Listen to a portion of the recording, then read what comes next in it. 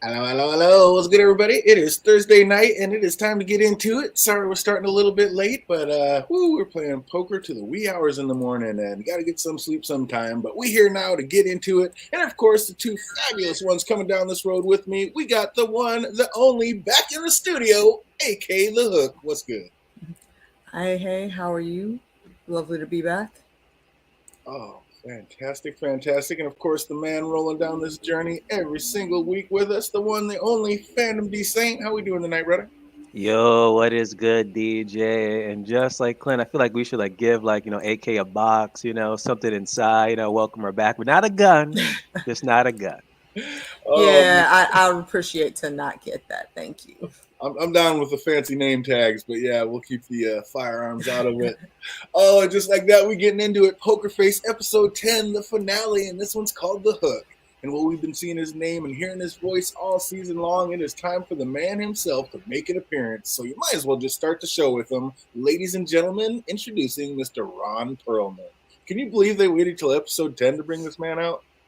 Yep. Just keep you waiting, just the bait and hook, keep the carrot. Oh, they finally brought him in, and he was in for blink and you missed it. I was like, oh, I thought he was going to have more to do with it than that. Same. This man has pretty Yeah. much been like the shadow for Charlie. And then I'm like, okay, let's see. And then I'm like, what? That's it? It was like That's- twist cross, double cross, and then boom, we're gone. I said, sir, I want all of my time back Right? immediately. Exactly. Especially the fact that how quick he flipped it. Like, yeah, I'm over it. Now I'm thinking of Exactly. What? You want to tell about why did you run? Bitch, you were chasing me. What? I mean, he said you said you were going to kill me. You said when you got through with me, hide from me. you said I was going to thank you for killing me when you got done with me. Hell yeah, I was on the run. Are you out your mind? They just act like that conversation didn't even Just so happen. nonchalant, like, oh, girl, you know I be playing. Don't worry about that. You get me my feelings sometimes. He has that much money to forget. Oh my goodness. Oh, after this opening, I thought we were going to see him get straight gangster with it, but I don't know. He sure made it sound that way, but yeah. Yeah, true. I actually Yeah. thought he was gonna turn the tables and be like, "Oh, I didn't really mean that." Next thing you know, pull out a freaking hand and cut a finger or something. But nah, didn't happen. I mean, the only little twist I could get out of that is at the end of that conversation, he said, "Now tell me, kid, am I lying?" And she just said, "I gotta go," and hung up. She didn't say, so I mean, she should have known that he was lying, obviously, but I guess at the time he thought he wasn't. No, I think in the beginning he wasn't No, in the lying. beginning, I think he meant that. Yeah, But then when he learned the truth, because he found the recording and shit, then I'm like, he was like, all right, he got over it. I got a question. What's that? Since Fandom brought up the recording, I feel like there's no way that he didn't know exactly what was going down. And I'm really wondering if we're just getting played for the okie doke and we're going to see something next season. This dude's going to just pop out the shadows again. Because we didn't, after he fell on the floor and the lights came back on, we didn't see his body at all. No medics came in to roll him out. Nobody was looking at him in the morgue. I'm a little suspicious. Wow, no body, no crime, huh? A little suspicious. Yeah, but they got the cops all looking for her and everything. Like, I mean, they have FBI. The FBI's been contacted. I mean, they the trying FBI, to catch the big fish. The FBI, but they trying to catch the big fish. He could have been in a witness low-key protection. informant. Yeah. Who's the big fish that they're trying to catch? The five families. Yeah, there you go. And you think they're helping him stay? Yeah, possibly. I mean, it could be. It could be. You're right. It could be. I mean, he was already there when Charlie called. Agent Clark was already on the scene. So I mean, yeah, Yep. there could be something to it for sure. But yeah, I didn't think about that. I was thinking my man was dead. I was like, in and out and done. That was quick. He might be, but it'd be cool if he wasn't. Yeah, and there is a chance that he's not. Like I said, no body, no crime. So you never know. Interesting. But like I said, because he said, like I said, when he specifically said, when I do finally kill you, you're going to thank me. It just is so weird. All up. But yeah, so who knows? Maybe we'll see some more of him. So he puts his best man on the job, who spends the next year chasing Charlie around the country. But what did he think was going to happen? Like, has this man been chasing a ghost for over a year when he even said, like, he should be back there running the business with you? Like, why would you have? I mean, was that the reason that he had this guy chasing Charlie because he didn't trust Cliff and he wanted him out of his hair for a while? Nah, it I seems like don't that was think like that the was it. only guy that he trusted with the job. Honestly, I didn't take too Yeah. much of it. He treated him like a dog, though. That's one thing though with how he worded that. Like I've been gone for a year. I should be back there running the business with you. It's not your business though. What do you mean running it with him? You don't work with him. You work for him. There's a difference there. Illusions of grandeur there. And it was kind of funny when Cliff told him that he found her and Sterling told him to wait for her to heal up. And he was like, what? He's like, if you think I'm staying in some cheap, stinky ass hotel, and then the next scene we see him in some stinky ass hotel. I was like, oh, they ain't treating you right, son. You got to get it right. You messed up. But like I said, after seeing all that, it's like, did Frost maybe send Cliff away on the wild goose chase after Charlie because he already didn't trust him and thought he might already be more involved with the rival gang? That is a good thought right there, because I was just thinking, if that was his most trusted man, why did he have him with his son? Well, Because he already didn't trust his son. Cliff isn't necessarily going to be always doing the right thing either. So I'm kind of going back and side-eyeing a lot of the story from the beginning now. Yeah, it's like, what was really the hang-up and what started it all? Because I don't know. I thought it was just his right-hand man that he put in there to help his son keep things on track. And like, Yeah, it seems like Cliff was kind of like the true like person running it. The son was the face with the last name. Yeah, the in-between guy, kind of letting him know what's happening with the day-to-days. So it's finally time for Charlie to check into the hospital, and that was cute. Like, she's all, so what? Do you guys have like an installment plan, or like? Are you out your mind? That's not how this works. He was talking about thanks, Obama. What the hell are you talking about? He corrected her real quick. Oh, he's like, no, your stay's already been paid for. She looked all confused. He's like, you had your own room with a TV. With a TV. How do you think this works? I mean, technically though, I feel like she still would have had a room with a TV. Like all hospital rooms are kind of built like that now, even the smaller ones. But not her own, though. Definitely not her own. You got to pay. Not by herself. I'll give you that. Oh, Shit, even I had rooms where I had to share with somebody before, and I have insurance. That's what I'm saying. So you have to pay up and have that extra insurance to get your own room. That's insane. Oh, those looks he was giving Charlie were priceless. Like, you really thought you were up here living your best life, all Club Med style, on the government's dime? Like, you are out your mind. That was and she looked so surprised when she walked outside and saw him. Like, ma'am, I know. This is what we've been saying the whole season. You smart as a whip, Charlie, but some of these situations, ma'am, come on now. It's like, do better. She's all, wait, you said a private party picked up the tab? Like, right when I heard that, I'd have been that was the tie-in right there. You should have ran for the back door. Yep. You were and they showed she was friends with everybody on that floor. All the nurses knew her, all the orderlies, everybody. You could have had somebody sneak you out the back. Right. Like I said, and when she did walk out the front door and Cliff's just standing there talking about up front or the trunk, it don't matter to me. I'd have turned my ass around. Turn back around. There and went back inside. Like, let me pull up the chair next to the receptionist and just talk about some more billing for a minute, because I ain't going outside. Fuck that. Not at all. What you thinking? Not at all. I will go inside and make up the world's biggest story and have security and the cops take his ass away. Right? You are in a public place. Make some noise and stay free. Like, you ain't putting me in this trunk. Like, he did. You just stuffed her right in the trunk and drove off. I wonder how that even happened. Yeah. What the hell? Right in front of the hospital with cameras everywhere. Makes no sense. It don't make sense. And then that scene where Cliff pulled over and showed Charlie the gun in the glove compartment, like, that seems so out of place. But then as soon as she got the present from Frost and pulled out the gun, I was like, now it all makes sense, like instant. That was all Chekhov's gun. I knew that gun was going to come back. As soon as she opened the glove compartment, I said, do not touch the damn gun. I didn't know what was going to happen with it, but if it involved Cliff, it's not going to be good for you. Don't touch it. Exactly. Yep.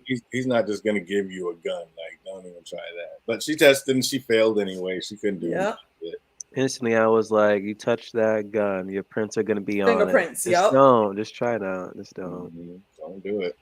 But poor Charlie just ruthlessly being shown she's no killer, even with a gun in her hand, facing the killer of her best friend. She knew she could never pull that trigger. I mean, even knowing she's going to die if she doesn't do it and still couldn't do it, that just kind of blows me away. I'm pulling that trigger multiple times. We're about to find out if it's loaded. It's like, and if not, I might just use it and start cracking you in the face with it. But we get down one way or another. Something about to happen. Like, that was weird yet kind of cool when Cliff started reciting that song as a poetic verse. Like the song's called Hook, and he started saying it after Charlie. Like, you can't escape the hook. It was kind of weird, but kind of cool. Yeah. It sounded more like a spoken word rhythm. Interesting. It's actually a song. Okay. Yeah, that was awesome. So the two make it to AC, and Frost has bought a dress for Charlie to put on, and like straight out of Pretty Woman or like 9.5 weeks or something. I was just like, why? What is the point of putting her in a dress? Like, that didn't really make a lot of sense. I thought it was just mind games, or he was just probably just creepy. Yeah, kind of. Yeah, I feel like that had to have been just a control thing. Something, yeah. Like because that's, like I said, the 9.5 weeks thing. But speaking of what was the point, like to Charlie's surprise, the meeting with Frost went very differently than she expected. Like it seems he's changed his mind and now he just wants to work with her instead of kill her. Like he was all matter-of-factly about it too. I mean, she's sitting there just thinking she's about to die. So nonchalant about it. Like, what you mean? No. I only chased you because you ran. Sir, you told me you were gonna kill me though. And it's been a year. Over a year. You could have had Cliff at any point in time say, yo, this is the deal. Here, talk to him on the phone. Can we go, please? I'm done with these fucking cheap ass motels. This could have been resolved probably 6 months ago. And in so many different ways. Like, I'd have been like, my life's been a continuous nightmare of dead bodies and hitmen for the last year, never knowing my next breath. And all of a sudden you want to make small talk? Like, no. Bro, like we old friends and shit. Oh, I was just like, what is going on here? And Charlie's crazy. Like, once she had those keys and directions to where her car's at, like, she should have been gone and never came back. Like, how she came back? What are you doing coming back to sit down? Just get gone. She knew, though, a man like that's not just going to let it drop. Like, she knew it wasn't over. But still, I'd have just kept it moving. You give me my keys, I'm out. But Charlie can't stand it, and curiosity gets the best of her, and she, of course, goes back. Like, you had it. You were out, Charlie. Just stay gone. Like, right. Stay gone. Last year. Like, just none. Just so smart, but the street smarts is so dumb. That lack of street smarts. So when she comes back, Frost explains that he knew about his son's plans from jump, and he always told his sons to not let the Hasp family in any capacity, but Junior just couldn't help himself, trying to outdo his old man.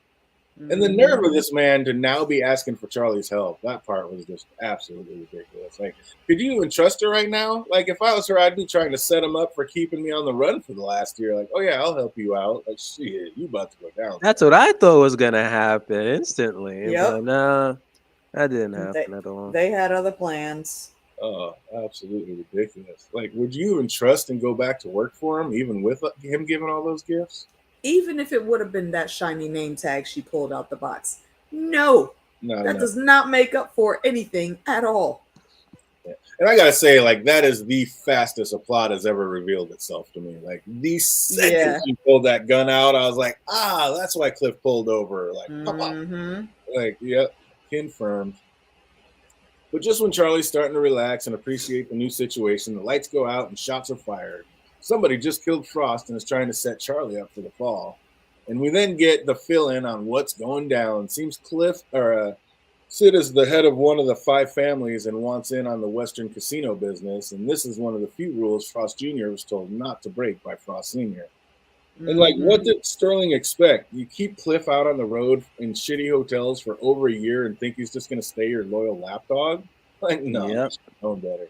I knew something was up because during that conversation, the camera literally panned to Cliff. And I'm like, why did the camera literally just pan to Cliff for a few seconds for it? Yeah. Oh, it was obvious after he took the gift and threw away the name tag and then put that glove on and pulled the gun out. That was before that. But yeah, you know. No, I'm saying that's like when I clued in that something was going to happen. That's right. And speaking of should have known better, why'd Frost use that big ass box to put that little ass name tag in? Like, does he work for Amazon or something? The ridiculousness. Unbelievable. This little ass There's game no cloud, we need got for this that. big ass box. Like what? Because of the plot. Because the box needed to be big enough to hold a gun. Oh, I was just No, that, but just the like the mystery of it, of like, oh, the surprise if she wouldn't guess what it was. But even then, I wouldn't even put my hand in there. I would have just turned it upside down. I've been thinking there's a cobra in there or something. I didn't touch it. Mhm. But being a bit of a gambler and spending some time in casinos myself, just having a random chip on the ledge of a table simply is not a thing.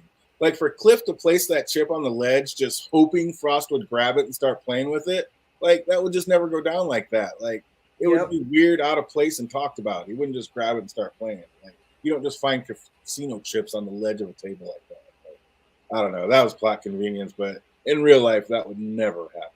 I thought that was weird. But the Giant Tamer was like, the gun's smoking. Like, did she do it? And I was like, no. Cliff shot No. the other gun with her prints on it, and then switched Yep. them. And then switched them. Yep. And she ran off. Like, did you notice or recognize any of the people she was calling when trying to reach Agent Luca? Like, I was thinking they were people from past episodes, but I didn't recognize any of them. No, I think she was just trying to remember his number, so she dialed what she could in different combinations till she got the right number. I think she was just going through her phone and dialing numbers, and she didn't know which numbers represented what people. And I think she was just calling the numbers on her phone until she got to Lucas. I think what happened. But it was just weird. I didn't notice any of the people that she was calling. Like, are they from past episodes? Or I know some of them were, but I didn't recognize all of them. So I was just wondering if you guys did. I didn't. Oh, she finally gets a hold of a Special Agent Clark, and even he has mixed messages. Like he has to front the first time she calls and tells her to turn herself in, but then calls her back just moments later on a burner phone and says, "Definitely do not turn yourself in." She's like, "Yeah, I wasn't going to." And I get she's freaking out, but level your head, woman. You have an FBI agent telling you how to best handle your current situation. Seriously. Hard-headed and loud and like not listening. I'm like, dude. She just keeps talking over him like, shut up and listen for a second. This man might just save your life. Like, Charlie, come on. I mean, I get it. She's freaking out, but dude, like, the guy's telling me what to do, and you just keep trying to talk over him. I'm like, come on. Listen. Frost made mention earlier that Charlie has family here in town, so when Agent Lucas said get somewhere safe, we had a pretty good guess where she was heading. And it was funny when Frost made mention of her family, he was like, that wasn't a threat. I just thought it was interesting. Like, oh, well, it doesn't matter. I was like, well, I guess I'll be meeting some of her family this episode. And this show is blatantly on the nose sometimes. Like, yeah, that was weird. You know what I did like about the family aspect, though?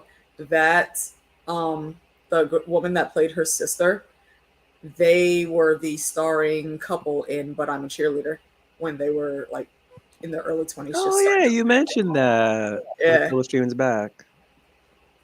I forgot about that she was in because of the cheerleader one. And so, because I was going to ask you guys, I know I recognize her sister from a couple of shows. Can't think of where or why. And didn't have time. Yeah, she's done a lot too. But yeah, she's been in a few things. I was like, why do I? There's one specific thing it's killing me. I'm going to have to go back and edit it.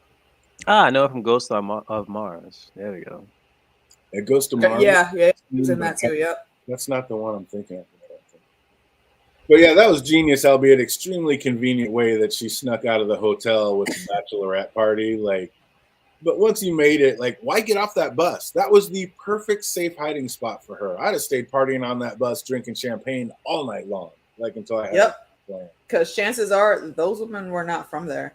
Yeah, she's like, so she could have easily got out of the state. But I mean, just riding around, like these people are all looking for you with guns and henchmen. Like cops are looking for you. Like just stay on the bus. Like she's like, I gotta get off here. Why? I mean, the music's a little loud, but drink some champagne and chill for a while and chill, right? Hell no, I don't want no freaking penis ring of freaking that was stuck on her hand. Like what was it twice? Okay, the penis ring was absurd. Hey, it's the shirt, but it was still funny. Come on now. And then literally later on, it got in the doll's hair. I was like, oh my gosh. I'm sorry. I feel like that little girl was too old to not know exactly what that was, man. It was the Sherpa. It will guide you. Oh, that was guide her. Yeah, okay. I know they're always going on like put some quirky little thing in every little episode, but it's just so cringe and out of place or forced. Like I said, the talisman penis ring is just, I don't know. The whole time I was just like, why? Just, yeah, that's not what I was expecting at all. I mean, I guess a little giggle, but then I was just like, I mean, just what? There's one writer, there's one writer in that room that's just inserting all this crazy shit. That thought it was a great idea. Yeah, we got to put this in. It'll be the quirky part. No, it's like every episode, it's just kick that writer out. You don't need it. It's so out of place every time. Her in the horse suit. But she finally makes it to her sister's, and the cops are everywhere. But luckily, she has a secret way in. And her niece spies her heading for the secret door and tells her mom, who is there standing there waiting when Charlie opens the door. That was kind of funny. That scared the hell out of me. You think you're getting in, she's just sitting there staring at you. It seems like there's a lot of tension between the two siblings, and I get Charlie just trying to keep her family safe, but she was like a maid just chilling for what seemed like a while. Like she couldn't pick up the phone not once and say hey. Yeah. Well, seems like that's what the contention is. Yeah.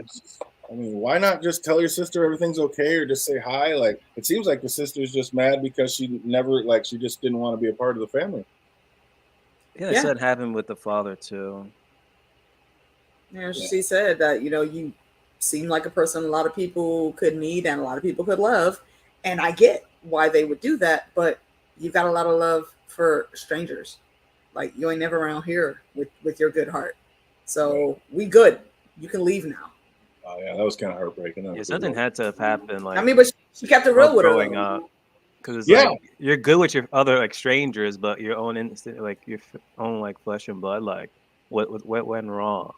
And they brought up the father, and I'm like, was it something happened with the father? Was it the mother?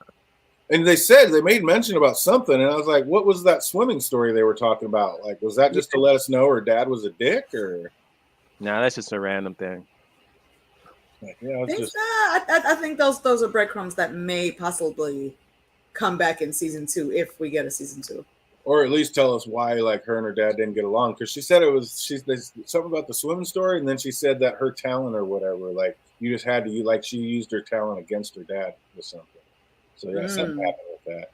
So yeah, they're gonna have to that's a season 2. They're gonna have to let us know more about that. But yeah, that was heartbreaking hearing her sister's point of view on Charlie's life. It was sad, but surprisingly accurate for never talking. Yeah, absolutely. And like I said, I get Charlie's in a hurry, but she's in a very dangerous situation that she very well may not make it out of alive. So I'm like, take 10 minutes out and put your sister's mind at ease by telling her the situation. Like, just tell her what really happened. I didn't want to like put your daughter's life in jeopardy. I'm trying to save you guys. And I mean, just take a second. You know what I mean? You might not make it back. I thought that was brutal. Yeah. It sounds like the sister has some old school issues, and like, what did Charlie do to the father that made her sister so angry with her? Like I said, we need more answers about that. Maybe she turned him in for something, or not that she did it willingly, but maybe she was coerced to use her gift to turn him in for something. Yeah, whatever it is, I'm feeling like the sister doesn't know exactly what it is. Like, maybe, who knows? Maybe Frost Senior was like, "Dude, you do something, and I'm gonna take care of your loved ones." Charlie knew that meant her dad and sister. I don't know. Yeah, they could do it. There's a lot of different roads they could go down if they pull that into the story next season. Yeah, we need some answers like that. But why would Charlie call Cliff thinking he would help her? Like earlier, when she asked him if he thought her death would be painful, he replied, "One can only hope." Why would you think this man is ever going to help you? I would never call him. It's that street smarts thing again. Like you're smart as a whip until it comes to this shit that is staring you right in the face. Dude, what I'm talking about, like, do you think it'll be quick, or do you think it's going to like be painful? One can only hope it'll be painful. What? Dude, I don't want anything to do with you ever again. I hope somebody kills you. And she knows he killed her best friend. Like, she's just nuts to get within a mile of that. I don't know. It's kind of like the same thing with the ladies at the nursing home. Like, you knew what the deal was, but then you still went in there giving the whole breakdown of the story, and then you have to find a way to tiptoe out the door and make sure that they don't get you. You almost got. Yeah. 10 episodes, she just never really hones in those street skills. I don't get it.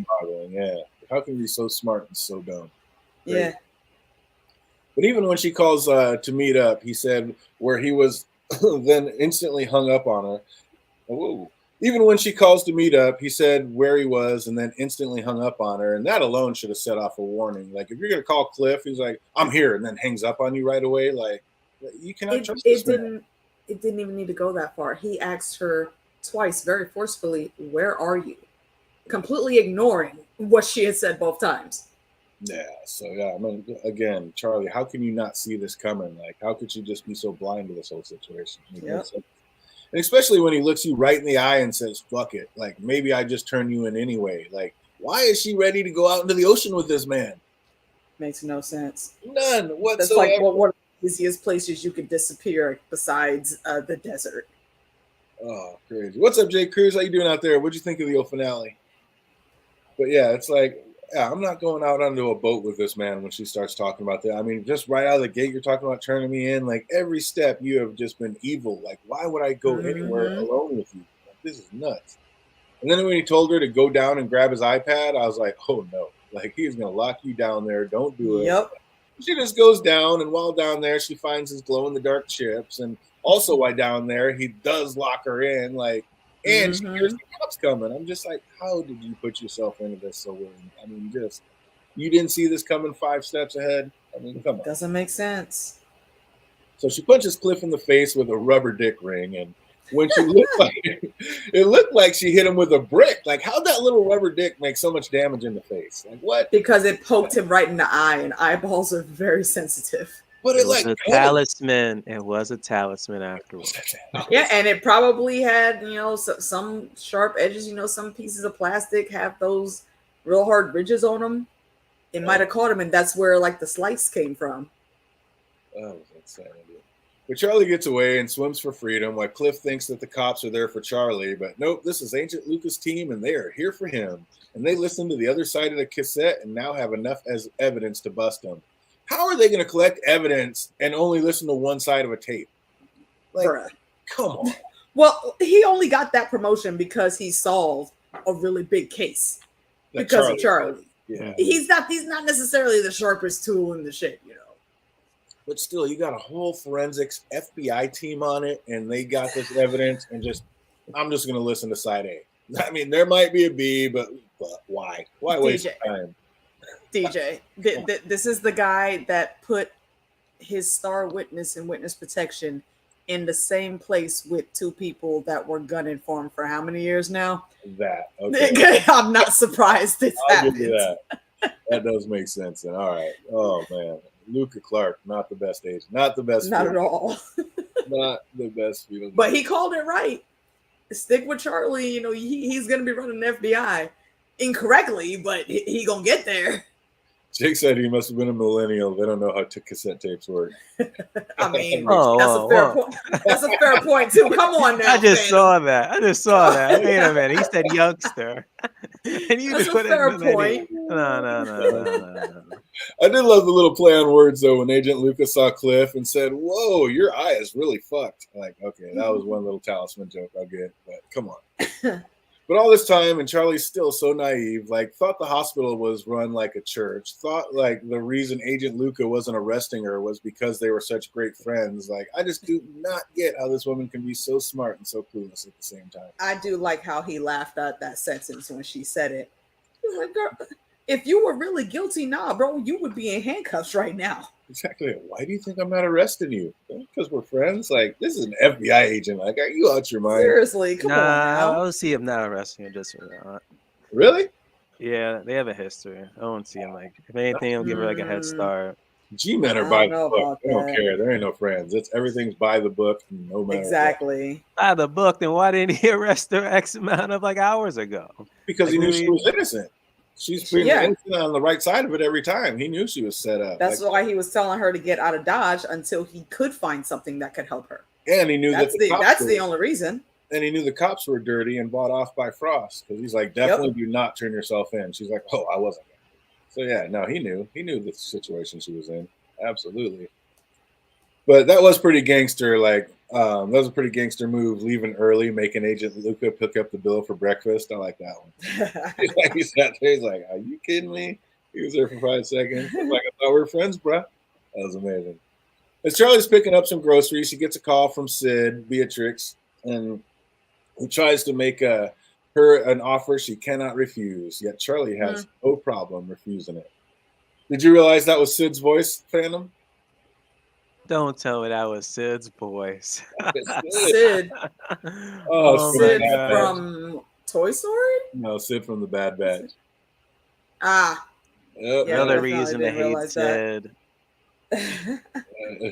Oh, it was awesome. I love her. And it's funny because even she was like, "Oh, I'll have a job for you," just like exactly like Sid would be talking. Exactly in the Bad Batch. Awesome. Oh, so what do you think? Are we gonna get a season 2 out of this with Charlie on the run from the mob? Oh, we have a season 2. Oh, it's already renewed. Oh, it's all been cleared? Nice. Yeah, we just don't know the release date. Oh, nice. I didn't know that. Good shit. Most excellent. Well, we know who the next we know who the next long game is going to be.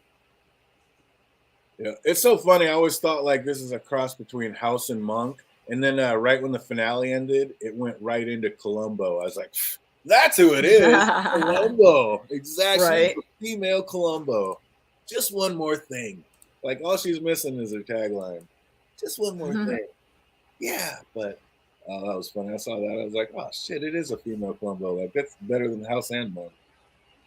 Oh man, but we're gonna figure it out. What do you think of this one, AK? What do you think of the season as a whole, all the way down? This episode by itself, I think I'd give it a 8.5. Only because they gotta let Charlie level up on the common sense. I don't see how she's this good at reading clues still, and is getting into these random antics. The season as a whole, I'm gonna give it a 9.5. Because, like I said, I think that they could do better in some areas, and I'm waiting to see what season 2 is going to be. I think they got a really good mix. They just need to tweak some things, and it could be a complete banger. I gotta say, I was very happy with the finish. I liked. I mean, the finale was a finale, but it wasn't the worst. It was just okay. I was just mad with Harpo. Where the hell was Oprah? You had this, I mean, you paid all this money for cameos. You had this perfect setup, and you're not bringing Harpo into it? Come on. I was extremely disappointed with that. Like, such a great setup for him. Okay, wait. That could also be a plot point for season 2, though. Because she's got this FBI homie. He's going to be looking for ways that she maybe could possibly come in. Who better to sell the story to than Oprah and the Oprah Network to make the TV movie? We're gonna see her on set. Just saying, right? It could work. Yeah, I like that. Absolutely. Oh, we definitely need a Harpo sighting in season 2 and I have high hopes because, like I said, the finale was what it was, but the second episode 8 and 9 were amazing, absolutely amazing. Yeah. There was a couple sprinkled throughout the season, but yeah, I really like 9. Oh man, that was probably the best out of all. That was, scary and intrigue. I don't know how it was a little ridiculous how she got stabbed in the chest and just made it through. Did they even explain that? Like, there wasn't like a book or anything that hit. Like, how did she just get stabbed in the chest point blank and then she's just in the hospital waking up? Depends on where she was stabbed exactly. Yeah, because if the blade didn't penetrate her heart, so there's still a good chance that she would make it. Absolutely. Yeah. I'm with you 100%. Good episodes and a couple bad episodes. All in all, I liked it. 100% spot on, Jake. Yeah, they had they had better episodes, a lot more better episodes than bad episodes. There's just a couple episodes that were like, what? Like I said, the Tim Meadows one and Ellen Barkin, 2 of the biggest names. It was just the biggest flop. I mean, it was just so ridiculous. I think it was meant to be bad. I think it was meant to be.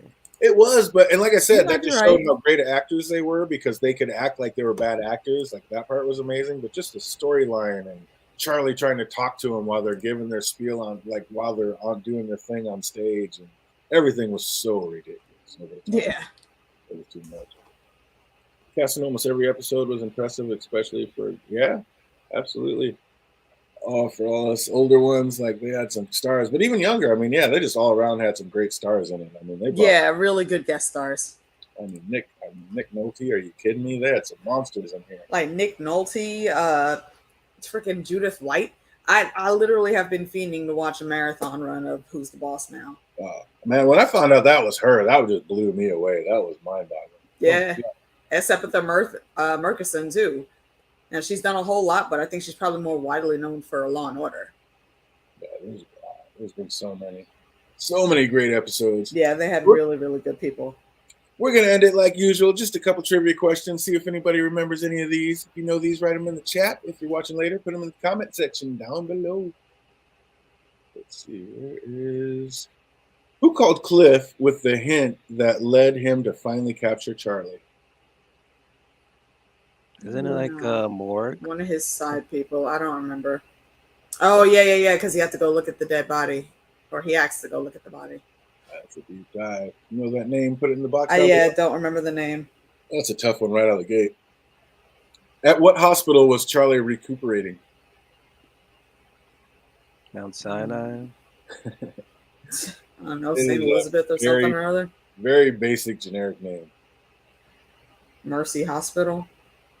Oh, anybody know that one? What hospital was Charlie recuperating at? Lincoln Hospital. Good Samaritan.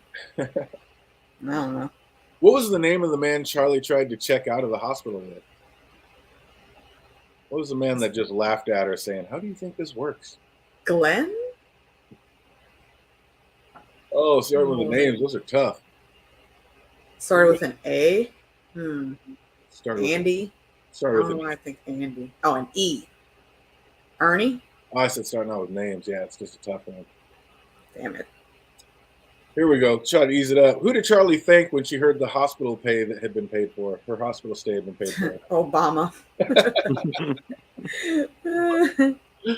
How long had Charlie been recuperating in the hospital? Was it 2 months? 6 months? 2 months. She nailed it. 2 months. Well done, AK. What's the name of the song Cliff recites while driving Charlie back from to Frost? The Hook. Yeah, I called it. Yep. Hooked by the Blues Travelers. Absolutely. What was the name of the casino Cliff brought Charlie back to? Oh, Hasp something? Wow, look at you just crushing Hasp it. Casino? Hasp Casino. Well done, you. What was Charlie's niece's name? Something with an damn it. I want to say Sasha, but that's not it. Oh, that's darn close. I know it's close. Think soft drink. Shasta. Ha! You nailed it. That name alone, I was like, why would you name your child that? Like... Yeah, that makes sense. Maybe she's a fan of hospitals, or maybe their mom was a nurse or something, because I literally only ever see Shasta when I'm at the hospital. Yeah, right? Just know. Oh, see Jake says names. Absolutely.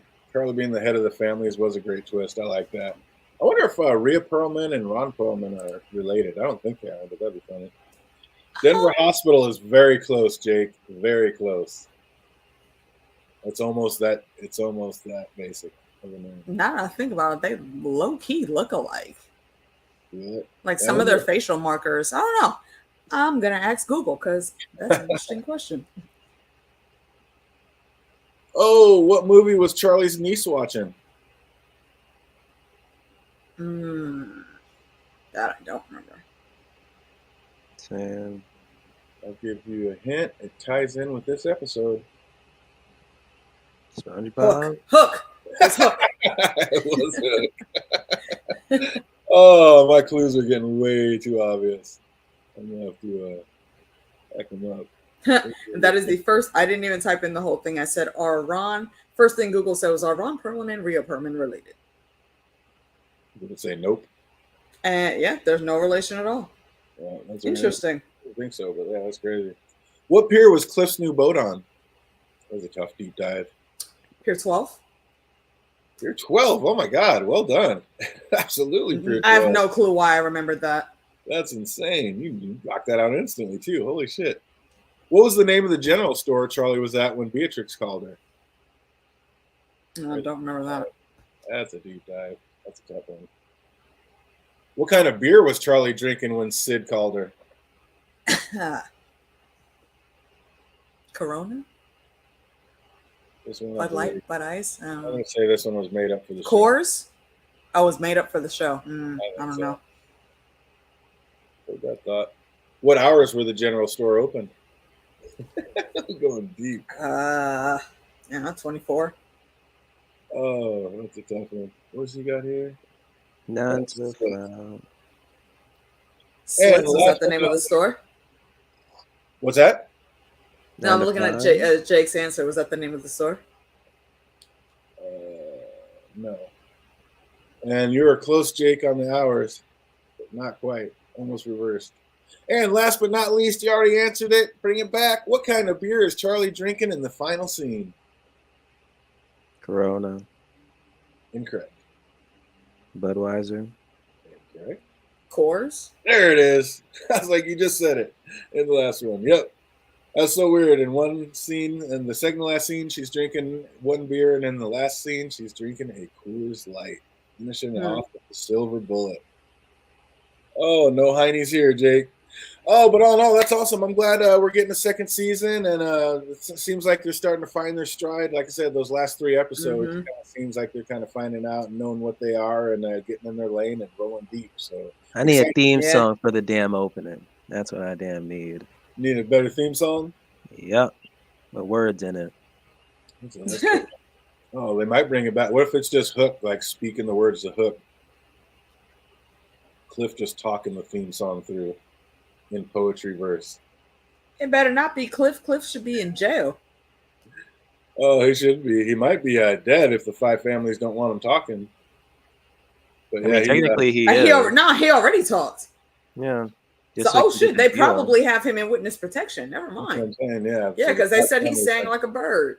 All right, so the 5 families might just end him. That's how Charlie pretty much is innocent. Or so we know, yeah, because that cleared her. Why she's not in handcuffs. But we already know Ancient Luca Clark isn't the best at keeping his protectees the safest. That's true. So then again, he was behind it, so maybe again he put someone competent. Yeah, it's not gonna.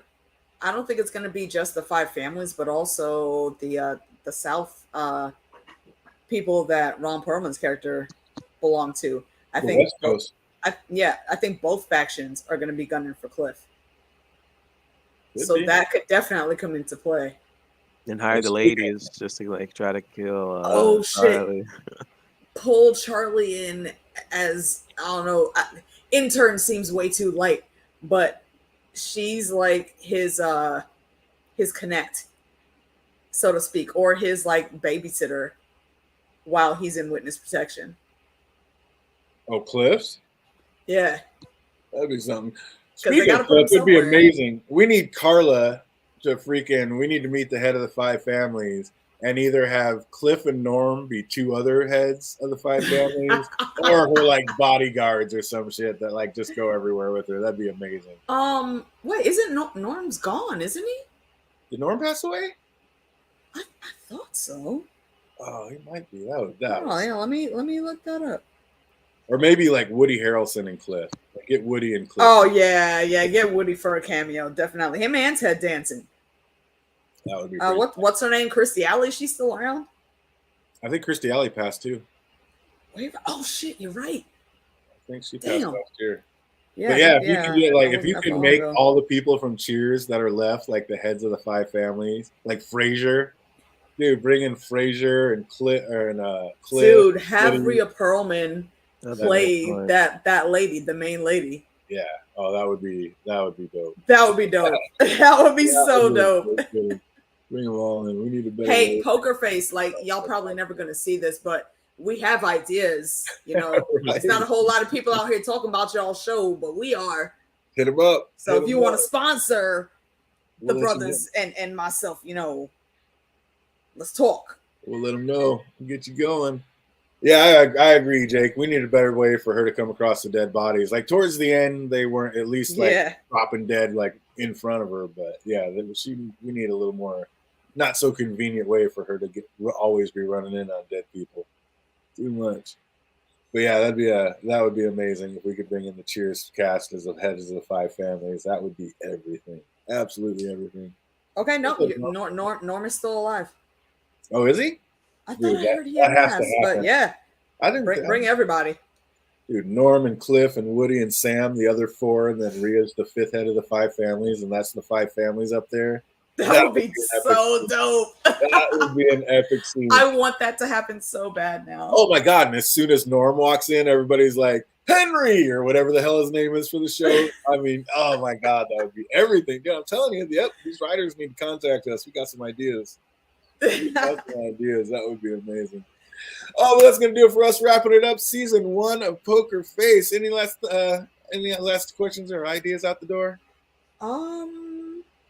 I don't think we have anything on the trivia channel coming up tomorrow.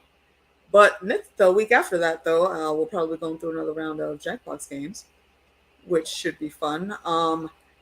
At some point soon, I'm probably going to be doing a random drunk stream, and I'm contemplating putting a video together. It's like a final tribute to my little brother. And we'll see how it goes. Absolutely. Everybody make sure you got all those bells for not just this channel, but Phantom D Saints and 8K. For sure. Just so you know when we go live, because we're not just doing it here. We've got stuff going off on those other channels as well. But that's going to do it for us. We're into Kaleidoscope now. We just broke down the first episode and the trailer, Black and Yellow, and we're going to be on to episode Green next. Going to try to do that Tuesday night. Not 100% sure if it's going to happen. Like I said, taking off to a poker tournament next week, so we're going to check out that hotel Wi-Fi and see if we can make it happen. If not, we'll be down for a week and then back after that. But yep, keep those. Make sure that bell's clicked, and you'll know we should be on Tuesday. So other than that, I hope everybody out there is having an absolutely fantastic week, and it only gets better from here. Until we see you next time. Be easy, everybody.